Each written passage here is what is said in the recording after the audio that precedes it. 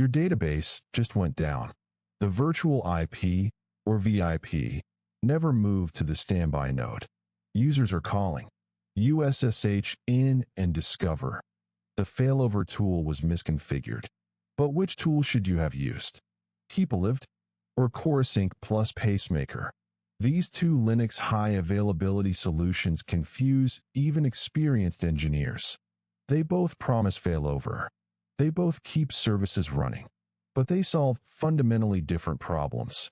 In this masterclass, we will cover what each tool actually is, why they exist, architecture deep dives, failover flows, where each fits in production, the key differences, two-node cluster dangers, a decision framework with real examples, common SRE mistakes, and modern alternatives. Let us start with what these tools actually are. Keepalived is a Linux daemon built around two major capabilities. First, Virtual Router Redundancy Protocol, or VRRP-based high availability for moving a virtual IP between nodes. Second, IP Virtual Server, or IPVS integration for Layer 4 load balancing with health checks. Think of Keepalived as a traffic cop standing at an intersection. The cop directs all traffic to one lane. If that lane closes, the cop instantly reroutes everyone to the next lane. Simple, fast, effective. Now, Corosync plus Pacemaker is not one tool. It is a stack. Corosync is the cluster communication engine. It handles membership, messaging, and quorum, knowing which nodes are alive and whether the cluster has enough votes to operate safely. Pacemaker is the cluster resource manager. It decides what should run where, when to stop or start services, and what to do during failures. Think of this stack as an air traffic control tower. Corosync is the radar, tracking every aircraft in the sky. Pacemaker is the controller, deciding which runway each plane uses, enforcing separation rules, and rerouting traffic when a runway closes. Classic network designs had an ugly weakness. Clients point to one IP address. One node owns that IP. That node dies. Service becomes unreachable, even when a healthy standby is sitting right there. VRRP was designed to fix this. It lets responsibility for a virtual router move between peers automatically. Keepalived applies this same idea in Linux. One node is active for the VIP, and another takes over if the active node fails. But high availability for serious stateful systems is harder than just moving one IP. You often need to determine which nodes are alive, ensure only one side of a network partition continues operating, orchestrate multiple dependent resources, stop a file system before moving a database, mount storage before starting an application, and fence a sick node before recovering services elsewhere. That is why Pacemaker exists, as a full cluster resource manager for safe service orchestration under failure. Corosync provides the messaging and membership foundation it needs.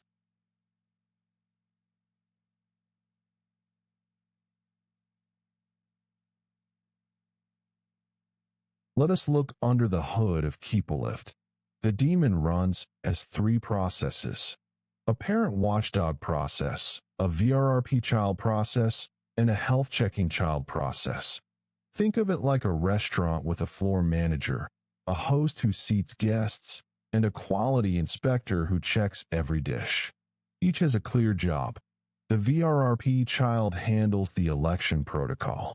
It sends periodic VRRP advertisements, small multicast or unicast packets, to its peers. As long as the master keeps sending advertisements, backup nodes stay quiet. When a backup stops hearing from the master, it transitions to master itself. Under the hood, Keepalived talks to the Linux kernel through Netlink to add or remove virtual IP addresses on network interfaces.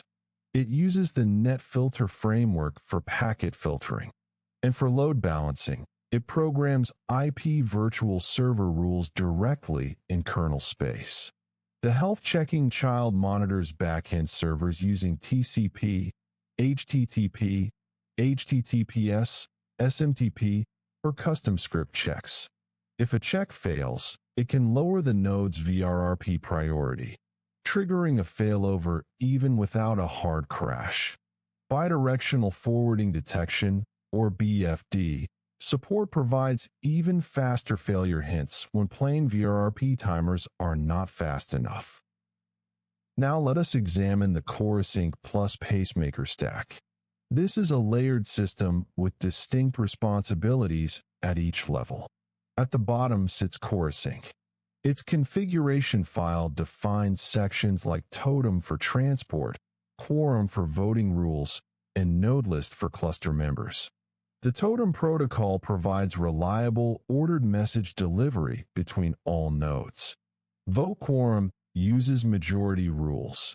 If a cluster of 5 nodes loses 3, the remaining 2 cannot form a quorum and must stop managing resources to prevent split brain.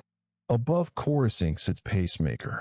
Its key components are the Cluster Information Base, or CIB, which stores all configuration and cluster state in XML. The Cluster Resource Management Daemon, or CRMd, routes actions across the cluster. The Local Resource Manager Daemon, or LRMd, executes resource agents on each node. And STONITH, which stands for Shoot the Other Node in the Head, handles fencing. Think of the CIB as a shared blueprint that every node can read. CRMd is the project manager reviewing the blueprint and assigning tasks. LRMd is the builder on each site executing the work. And STONITH is the safety inspector who can shut down a dangerous construction site entirely. Administration tools like PCS and CRMsh provide the operator interface for configuring and managing the entire stack. Let us trace what actually happens during a failover in each system. In Keepalived, the flow is elegantly simple. The master node sends VRRP advertisements every second. The backup listens. When advertisements stop arriving, or when a tracked health check fails and lowers the master's priority, the backup transitions to master. It adds the VIP to its network interface using a Netlink call. Then it broadcasts a gratuitous ARP packet, telling every switch and router on the local network, "Hey, this IP address now lives at my MAC address." Traffic redirects within milliseconds. Now contrast this with Corosync plus Pacemaker. When a node fails, Corosync detects the membership change and votequorum recalculates whether the cluster is still quorate. If quorum holds, Pacemaker's scheduler recalculates the desired cluster state. But here is the critical difference. Before recovering services on a healthy node, Pacemaker first asks, is the failed node truly dead? If there is any ambiguity, the STONITH agent power cycles or isolates the suspect node. Only after confirmed fencing does Pacemaker proceed, stopping dependent resources in the correct order, starting them on the new node in the correct order, and monitoring to confirm recovery. Keepalived fits closest to the network access point for a service. Typical placements include 2 HA proxy or Nginx load balancer nodes sharing a VIP, 2 Bastion gateways with 1 floating management IP, 2 reverse proxies fronting web applications, or 2 DNS resolvers advertising 1 virtual address. Its strongest use cases are simple VIP failover, stateless frontends, and environments where the main requirement is a stable ingress IP. Corosync plus Pacemaker fits at the service orchestration layer. Typical placements include active-passive PostgreSQL or MariaDB clusters, NFS or SMB file server clusters, DRBD-backed storage with database failover, and any multi-resource stack where startup order matters and data integrity is non-negotiable. Here is the important pattern. In many serious production environments, these tools are used together. Keepalived protects the ingress VIP on a pair of HA proxy nodes at the front. Behind them, Pacemaker plus Corosync protects a stateful database cluster at the back. Each tool handles the layer it was designed for. Both tools can appear to make a service highly available. That is why they are confused. But they operate at completely different abstraction layers. Keepalived thinks in terms of VIP state and optional layer 4 balancing. Pacemaker thinks in terms of desired service state across an entire cluster. When you ask Keepalived who should own this IP, it answers through VRRP election. Pacemaker answers through resource placement decisions and constraint evaluation. When you ask how to avoid split brain, Keepalived relies on simple failover assumptions. Pacemaker uses quorum plus fencing plus policy. When you need 5 dependent resources managed together, Keepalived has no native support. You would need external scripts. Pacemaker handles it natively with ordering and colocation constraints. A clean way to remember it. Keepalived is a VIP switch. Pacemaker is a service orchestrator. One moves an IP address. The other manages an entire application stack with safety guarantees.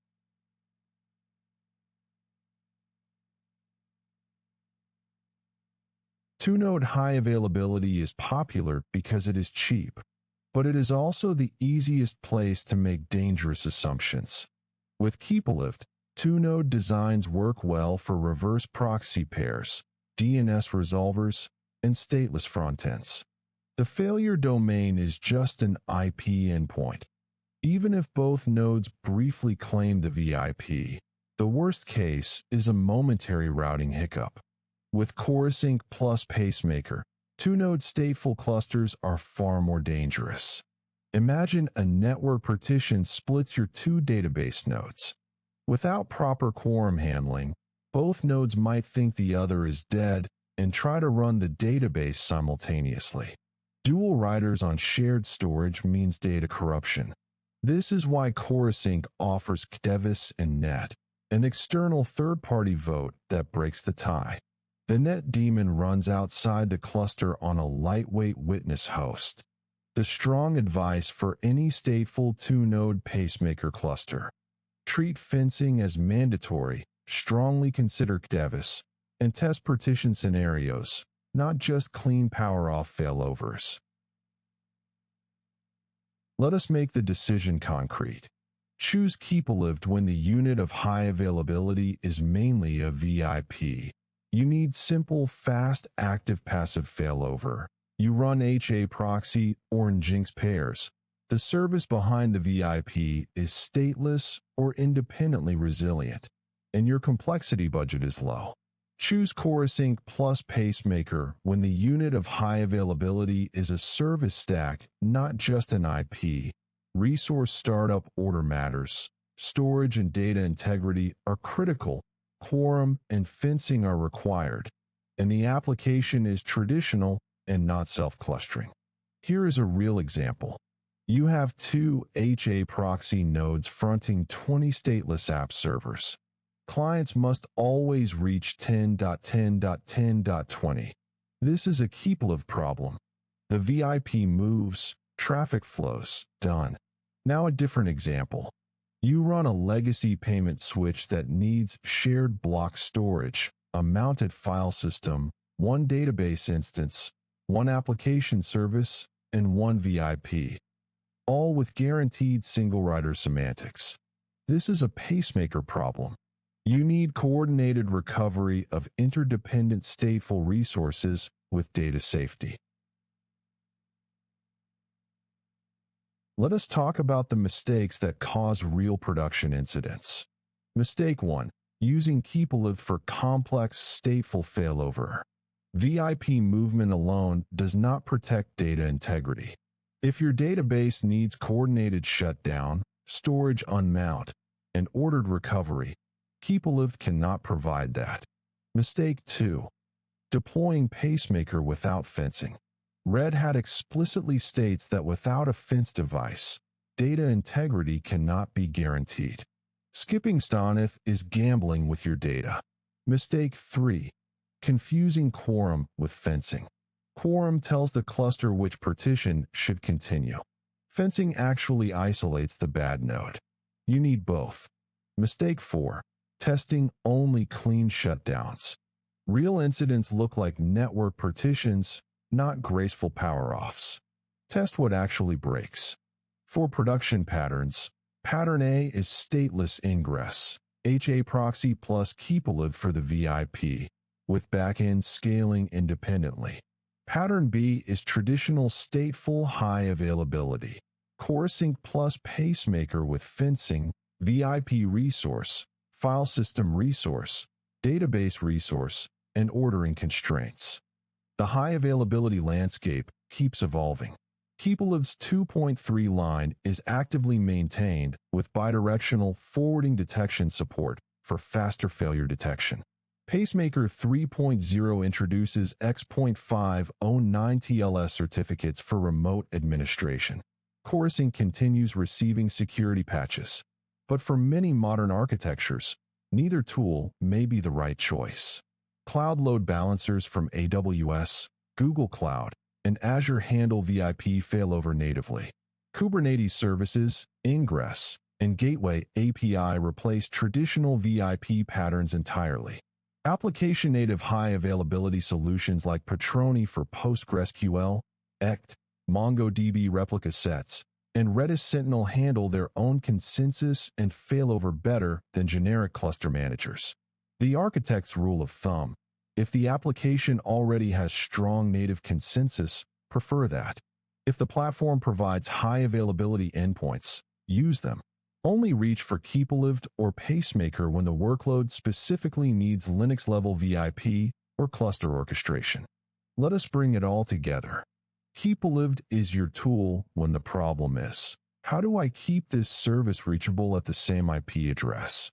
It uses VRRP to elect a master, moves a virtual IP via Netlink, and announces the change with gratuitous ARP.